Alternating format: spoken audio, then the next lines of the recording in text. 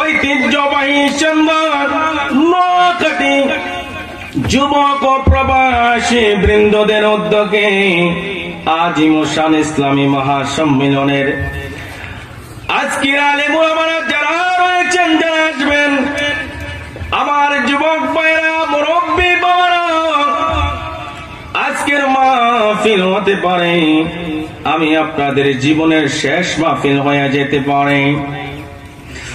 আজকের মাহফিলকে জীবনের শেষ মাহফিল মনে করিয়া এখনো যারা রাস্তাঘাটে দোকান পাটে অযথা সময় ব্যয় করতেছেন, আমি আপনাদেরকে উদারত আহ্বান করে বলবো গো, অযথা সময় রাস্তাঘাটে দোকান পাটে ব্যয় না করে আজকের এই বেহেশতের বাগানে চলে আসুন।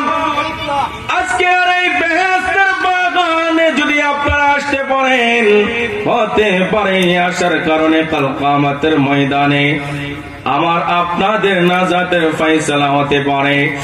এই জন্য মুসলমান আপনাদেরকে বলবো, আর দেরি না করে বেহেশতের বাগানে চলে আসুন।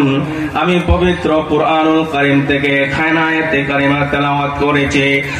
আমার আল্লাহ বলেন, ওয়া'বুদুল্লাহ